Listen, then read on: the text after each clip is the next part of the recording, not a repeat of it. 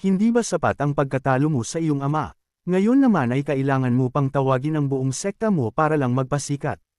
Humarap si Frank na nanlilisik ang mga mata sa kanya. Ang matandang iyon ay sumigaw gaya ng nasa mga sabi-sabi. Isang walang galang na bata. Wala ka man lang pasintabi para batiin ang isang Marshall Sr. Nagpakawala siya ng isang matalim at mapang-uyam na tawa. Senyor, kailangan ko bang yumukod sa isang taong pumunta sa bahay ko para makipag-away? Habang sinasabi niya ito, isang malamig at nakamamatay na kislap ang dumaan sa kanyang mga mata, habang ang gilid ng kanyang labi ay napangiwi sa isang mapanganib na ngisi. O sadyang napakataas lang ba ng kagandahang asal ng iyong kumsek kaya ang isang hamak na tulad ko ay hindi kayang itikom ang iyong bibig? Ang mukha ng matanda ay namula sa galit habang hinuhugot ang espada sa kanyang balakang, ang katawan niya ay sumugod paarap ng may kasamang malakas na sigaw. Hayaan mong turuan ka ng matandang master na ito para mawala ang iyong kawalan ng galang. Isang kulay pilak na guhit ang dumaan sa hangin. Ang matulis na dulo ng talam, na may 10 pagkakataon ng tagumpay, ay mahigpit niyang hawak. Isang mapagtagumpay na ngisi ang gumuhit sa mukha ni Pham Wenjiang. Tapos na ang palabas. Maaaring hindi niya nagawang paglaruan ng dahan-dahan ang kanyang biktima para ipahiya ito gaya ng orihinal na plano, ngunit ang kinalabasan na ito ay higit pa sa kasiya siya. Ang kanyang tingin ay nakapako sa nagkakaabong anyo habang nagsisimula itong gumuho. Isang bagzo ng dalisay na tuwa ang bumalot sa kanya. Tutal, ang isang malinis at walang panganib na pagtatapos ay laging mas mahusay na pagpipilian. Ngunit ang kanyang kagalakan ay panandalian lamang. Ang figurang iyon ay hindi nagkakawatak-watek. Naglalaho ito na parang usok. Nanigas siya sa kinatatayuan, nauuto, isang ilusyon. Ano ba ang nangyayari? Parehong nagkaguluhan sina Pham W. Jiang at Tron Queen Yok. Isang casual na boses ang bumasag sa katahimikan. Mukhang gustong-gusto ninyong makitang bagsak ako.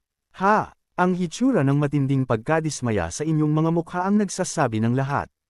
Sumigaw si Pham W. Jiang sa taranta. Ikaw, saan ka ba nagtatago?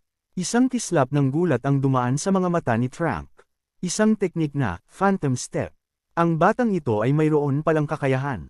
Sa isip na iyon, mabilis siyang lumingon at nagpakawala ng isang kidlat-bilis na saksak ng espada sa kanyang likuran. Ngunit isa itong walang kwentang laro kung hindi mo kayang itago ang iyong presensya. Sok! Isang mapang-uyam na tunog ng dila ang narinig habang ang kanyang anyo ay lumitaw mismo sa likod ng matanda. Mabagal pa rin. Kahit ngayon, napapitlag ang matanda. Isang malamig na pawis ang lumabas sa kanyang noo. Maaari kaya, ang kanyang pakiramdam ay ganap na nalinlang. O sadyang mas mabilis ang kanyang bilis kaysa sa mismong sandaling matukoy ko ang kanyang presensya. Ang kaisipang iyon ay hindi pa lubos na nabubuo bago siya magsimulang iwaswas ang kanyang espada sa gitna ng pagkapraning, ang mga ugat sa kanyang noo ay tumitibok, ang kanyang katawan ay nanginginig sa galit. Gayunpaman, ang kanyang isip ay mabilis na sinusuri ang bawat posibilidad. Anuman ang mangyari, hinding-hindi niya maaaring hayaang malaman ng batang bastos na iyon ang totoo. Kailangan niya itong tapusin ngayon din, sa pagkakataong ito, naramdaman ng dulo ng kanyang talim na sa wakas ay tumama na ito. Isang malupit na ngisi ang bumakas sa kanyang mukha. Gaya ng iniisip ko, isang tamang-tama lang at tatahimik ka rin. Ang tanging sagot ay isang malamig at mapanghamak na senggal. Mag-ulash kang bastos ka, umungal siya habang nagpapakawala ng sunod-sunod na mga bagong atake. Isa na namang ilusyon. Tumama siya, naglaho ito, tumama siyang muli. Wala na ito. Isang tahimik na sigaw ang umalingaw sa kanyang isip. Hindi niya ito kayang ituloy habang buhay. Mauubos din ang kanyang enerhiya. Ang kanyang mukha ay naging maskara ng galit. Ang kanyang pag-espada ay lalong naging ligaw bawat segundo. Sa sandaling magkamali siya, mamamatay siya. Isang unos ng sword chi ang sumabog, na kumulong sa kanya mula sa lahat ng direksyon. Sa gitna ng unos ng mga talam, gumalaw siya ng may kakaibang kalmado. Ang kanyang malamig na mga mata ay sinusuri ang bawat galaw. Magulo ang kanyang porma. Walang iba kundi kapabayaan. Ang maliit na larong ito ay malapit nang matapos. Nang pumasok ang isipang iyon, nakita niyang biglang itinaas ng matanda ang kanyang espada ng mataas. Ito na iyon. Humanda siyang sumugod, ngunit biglang napatigil. Teka, ang direksyong iyon. Mali ang lahat. Ang kanyang tingin ay lumampas sa kanyang sariling balikat kung saan nakatayo ang iba. Huwag mong sabihin. Alam niyang kailangan kong umiwas. Kaya ang pakay niya ay sila para pilitin akong kumilos. Ang anak ng gumagawa na naman ng ganitong kababang gawain. Sa tapat niya, pinakawalan ng matanda ang kanyang pinakamalakas na atake, ang boses nito ay umaalingaw-ngaw sa tuwa. Tingnan natin kung paano mo iiwasan ito. Sige, subukan mo. Kung gagalaw ka, ang mga peste sa likod mo ang tatanggap ng tama para sa iyo. Isang dagandong ang pumutol sa tensyon, na naghuhudyat sa lahat na harangan ang kanyang landas. Casual lang niyang pinagpigan ng kaunting debu sa kanyang balikat.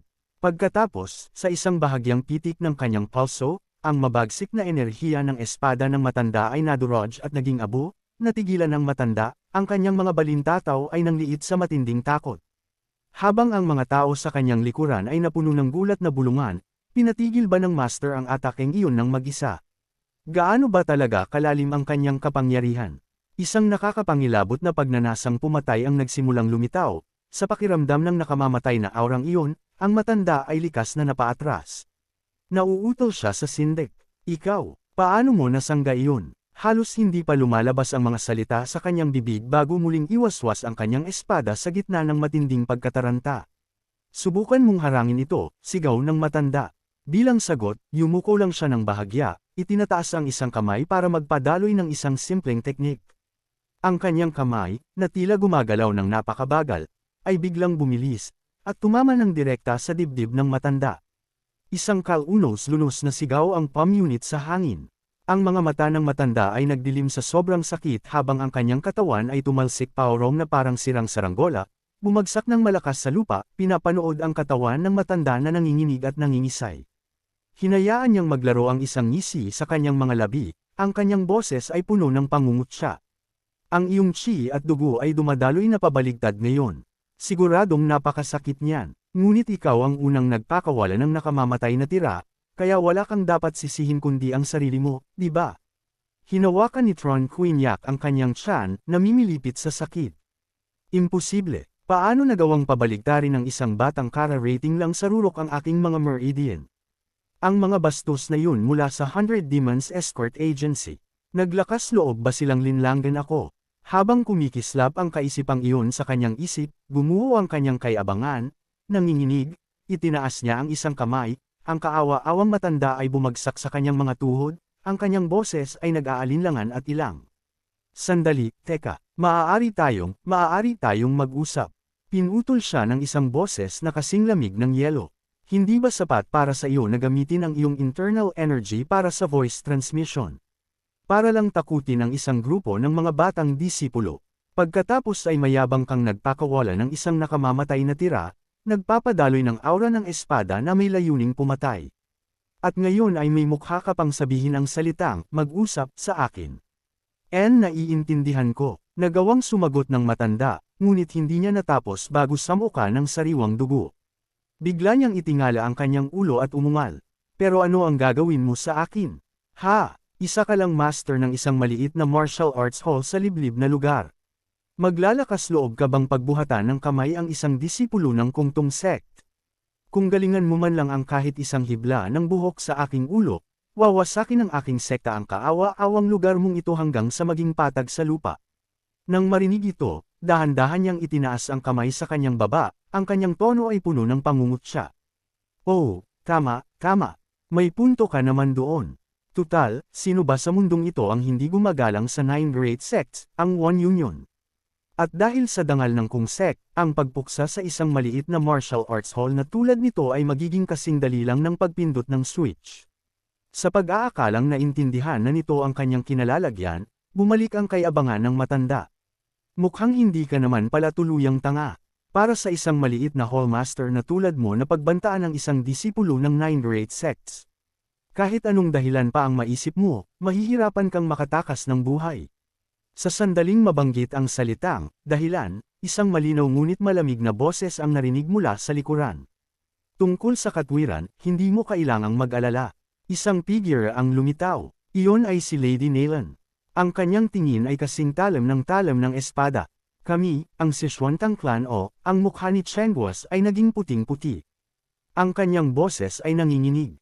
Ang Sichuantang clan, ano ba ang ginagawa nila rito? Nang makitang tuluyan ng nawala ng lakas ng loob ang matanda, ang mga labi ni Jinwo ay napangisi ng may kahulugan at panganib. Samantala, ang lalaking si Fan Yu Yuanjiang ay mukhang nakakita ng multo. Nauutol sa sarili habang nagtatanong kung ang mga babaeng iyon ay talaga bang mula sa kilalang Sichuan Tang clan. Agad siyang binalingan ng matanda, na umuungol, itikom mo ang iyong sumampang bibig. Bago nagmamadaling sumubok na makipag-ayos sa ganoong tindig at aura, siya ang dapat na young miss ng Sichuan Tang clan. Nabalitaan ko na tinamaan siya ng isang kakaibang lason kamakailan at kailangang magpahinga sa isang lihim na lugar. Kaya, bakit siya nagpapakita rito? Nakatayo roon si Tang Zhaoling, ang kanyang boses ay puno ng paghamak. Hindi ako makapaniwala, isang tinitingalang disipulo ng dakilang kungtong sect na bumababa sa ganoong kaawa-awa at madayang balak. Ikaw ay kahihiyan sa 9 great sects at lubos mong ipinahiya ang iyong mga ninuno. Nakatayo sa likuran niya, mahinahong sumingit si Tang Yaing. Kalma lang, kapatid. Kapag naging sulok mo ang isang ulol na aso, baka subukan itong ligpitin ang mga saksi na tulad natin para itago ang kanyang mga lihim. Pero sa kabilang banda, hindi naman siya magkakaroon ng pagkakataon. Noon lang nagsalita si Jinwo, ang kanyang boses ay mababa at matatag. Xiong Maong. Ang grupo ay sumagot ng sabay-sabay. Narito po, Master. Ipinagpatuloy niya ang kanyang utos. Dalhin ang mga bata sa loob at suriing mabuti ang kanilang mga pinsala. Agad na sumunod si Yon. Masusunod, doon lamang lumipat ang malamig na tingin ni Jinwoo kay Chengguyo. Sok, ang tinatawag na kagalang-galang na martial artist na nambibiktima ng mga baguhan na halos hindi pa nagsisimula ng kanilang pagsasanay, at may kapal-kapan ng mukhang tawagin ang iyong sarili na miyembro ng isang matuwid na sekta. Nagmamadaling iwi na siwas ng matanda ang kanyang mga kamay, nauutol na sumagot. Ito ay isang pagkakaunawaan lang. Magbabayad ako, maaari nating ayusin ito ng tahimik. Kaya, pakiusap, huwag na nating ituloy ito ng masyadong malayo. Hindi na nag-abala pang sumagot si Jinwoo.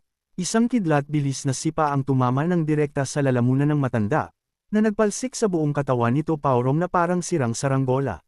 Dahan-dahan siyang naglakad pasulong, hinawakan ang pisngi ng lalaki gamit ang isang kamay at mahigpit na pinisil. Iyan ang iniisip mo. Ang kanyang boses ay purong yelo. Ngunit iba ang nakikita ko. Inilapit niya ang mukha ng lalaki na inilalabas ang bawat salita. Pumasok ka sa aking teritoryo. Ikaw, nawala ang lahat ng kulay sa mukha ni Cheng Giwi habang nanginginig siyang nagmakaawa. Pakiusap, aking Panginoon, maawa kayo. Pagbigyan niyo na ako sa pagkakataong ito. Itikom mo ang bibig mo, angle ni Jinwoo, na pinutol siya habang nagngangalit ang kanyang mga ngipin. Kung binaligtad ang sitwasyon, maawa ka ba sa buhay ng isang taong pumunta para kunin ang sa iyo? Ang matanda ay parang nawala na ng ulirat sa takot, may luha at sipon na umaagos sa kanyang mukha. Nang walang anumang salita, ang kamay ni Jinwoo ay gumalaw sa isang bilis. Smack, crack, thwap, isang serye ng malalakas na sampal ang hamampas sa mukha ng matanda. Dahil sa sakit, nakakita siya ng mga bituin, at tanging sigaw na lang ng kawalan ng pag-asa ang nagawa niya. Ikaw, isa kang baliw. Ang kanyang mukha ay naging isang bagbog at dagwang kalat. Isang mabilis na kaisipan ang umaalingaw sa kanyang isip. Talagang sinusubukan niya akong tapusin. Maya-maya pa, si Cheng Giwa ay nakabulagta na sa lupa, hindi na gumagalaw. Ang boses ni Jinwoo ay isang madilim na bulong, parang isang alingaw mula sa bangin. Ang insidente sa Black Crow Fortress ay pareho ring kaawa-awang balak na gaya nito. Habang tinatapos niya, ang utak mong iyan, sa tingin ko ay dekorasyon lang, hindi ba? Ang lalaking nagngangalang Fan ay tuluyang naging tuod. Pakiramdam niya ay parang may nakasakal sa kanyang lalamunan, hindi makapagsalita ng kahit isang salita. Ang kanyang buong katawan ay nanginginig ng hindi makontrol. Kailangan nating ipadala ang bawat isa sa kanila sa kabilang buhay. Ang mga takot na tauhan ay nagbubulungan sa kanilang sarili, ito ay kakaiba. Ang lalaking ito ay tumatakbo para sa kanyang buhay, ngunit ang bawat galaw ay perpektong kalkulado. Halata na nagpapalipas lang siya ng oras, sinusubukang makahanap ng paraan para makatakas dito, ngunit ang bilis ng biktima ay hindi tapat sa pagnanasang pumatay ng mga ngaso. Sa isang kisap mata, ang kanyang daan ay hinarang. Ang kanyang katawan ay pilit pa ring sumusugod sa isang desperadong kilos. Isang boses na kasing lamig ng yelo ang narinig. At saan mo naman iniisip na tatakbo ngayon? Ang kaluluwa ng lalaki ay tila lumisan na sa kanyang katawan habang siya ay nauuto. Kayong mga escort, ano pa ang hinihintay ninyo? Sugurin niyo siya. Bingi ba kayo o pipi? Sa pagkarinig nito, pinitik lang ng binata ang kanyang kamay, at isang dumadagandong na sampal ang gumising sa hanggal mula sa kanyang ilusyon. Bakit hindi mo tingnan ng mabuti ang sarili mong mga tauhan? Ang pinuno ay sumigaw sa sakit habang ang kanyang mga nasasakupan ay napatingin sa kanilang mga sarili sa gulat, natatakot na malaman na ang kanilang internal energy ay nauubos na parang ilog na sumabog ang dike. Ano? Ano ito? El Lason ito.